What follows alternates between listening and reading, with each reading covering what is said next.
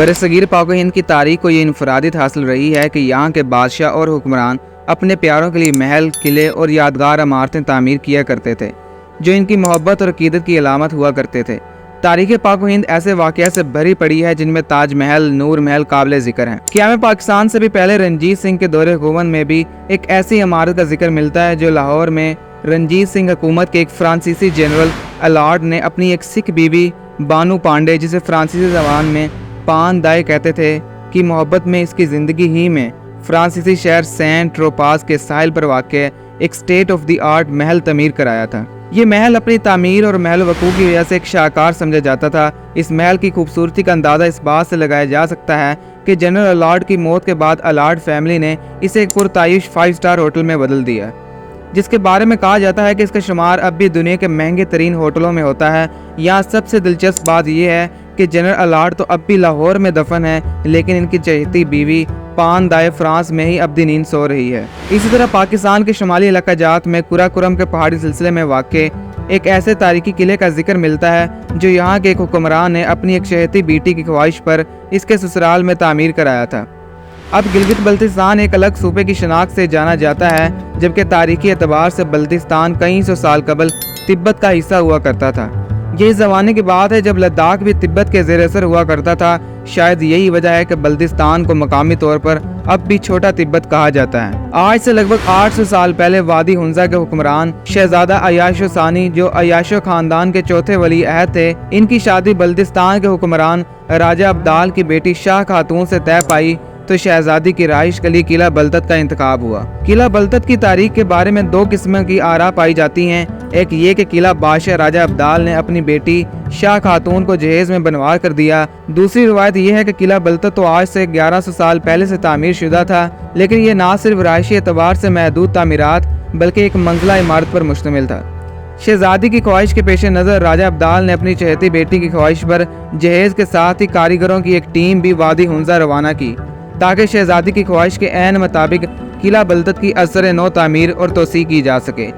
वाकफान हाल के मुताबिक शहजादी शाह खातून बाद में हुंजा की रानी भी बनी। इस किले की तामीर बारे सीना बसीना कई रवायात मंसूब हैं जो वहाँ के बासी और तारीख पर गहरी नज़र रखने वाले बयान करते हैं। एक रवायत यह है कि किला लगभग 800 साल पहले तामीर किया गया था, जबकि एक रवायत यह है कि इसकी तामीर 1100 साल पुरानी है। तमाम तजिया दान इस अरसे को इसलिए मुस्नद मानते हैं कि चंद साल पहले किला बलतत की कार्बन डेटिंग की तहकीक हुई।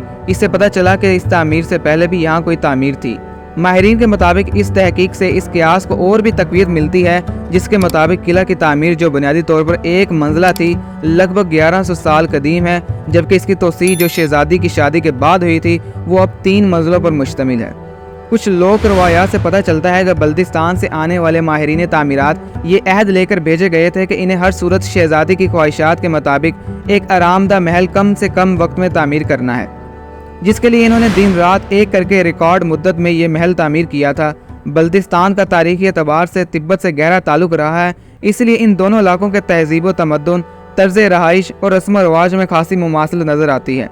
शायद यही वजह है कि किला बलतत और तिब्बत के शहर लासा में वाक़ दलाई मामा की साबका रहाइशगाह पोटाला महल में हैरान कुन हद तक मुमासलत पाई जाती है।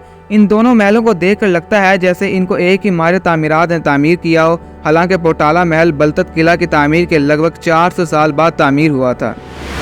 इन दोनों महलों में एक और चीज़ मुश्तरक है कि दोनों पहाड़ की बुलंद तरीन चोटियों पर तामीर हुए थे। मोरकीन इसकी वजह दुश्मन के हमलों से बचाव करार देते हैं। दरिया हुंजा के दूसरी जानब नजर दौड़ाएं तो बुलंदो बाला पहाड़ों के दामन अपनी पूरी आबोताब से नजर आने वाली पुरशिकवा 3 मंजिला ये इमारत दरअसल किला बलतत की इमारत है। इस किला के 82 दरवाजे और 53 कमरे हैं। इस किले को जाबजा लकड़ी के रवायती कामों से सजाया गया है। बड़ी बड़ी खिड़कियाँ, कुशादा दरीचे, बरामदों के सतून और गैलरियाँ माहिर कारीगरों के लकड़ी से बने नक्श नगार इनके फ़न कमाल की गवाही देते नजर आते हैं। इस किला की पहली मंजिल चारों तरफ से खुली है। दूसरी मंजिल में एक मेहमान खाना और शाही दरबार मौजूद है। इस बड़े से हॉल नुमा दरबार में हुंजा के हुक्मरान दरबार लगाया करते थे। दिलचस्प बात यह है कि इस मंजिल पर शाही दरबार को सयाहों के लिए जूं का तू अब भी महफूज रखा गया है और सयाहों को यहाँ बैठने की इजाज़त अब भी नहीं है।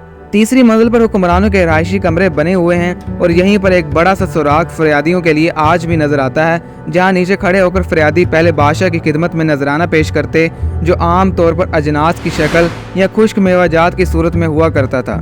سب سے نچلی منزل پر گودام اور کھانے پینے کی اشیاء ذخیرہ کرنے کے لیے بہت سارے کمرے بنائے گئے تھے، جبکہ اس کے تہہ خانے کو بطور جیل بھی استعمال کیا جاتا تھا۔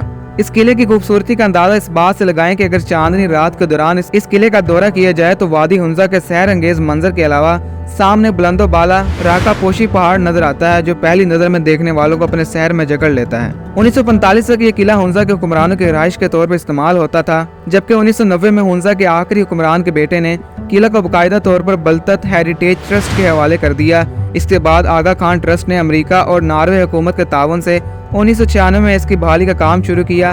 2004 میں اقوام متحدہ کے ادارے یونیسکو نے اس کو بحالی کے بہترین ایوارڈ سے نوازا۔ قلعے میں موجود میوزیم میں اس قلعے اور اس کے خطے سے جڑے نوادرات کے علاوہ مختلف ادوار کے حکمرانوں اور رانیوں کے ملبوسات، اسلحہ، آلات موسیقی اور لوہے کے برتن رکھے ہوئے ہیں۔ اس کے علاوہ یہاں کے باورچی خانہ میں قدیم دور کے لوہے کے برتنوں میں ہر ماہ چاند کی 14 تاریخ کو سیاحوں کو معاوضے کے عوض شاہی دسترخوان پر روایتی کھانے پیش کیے جاتے ہیں۔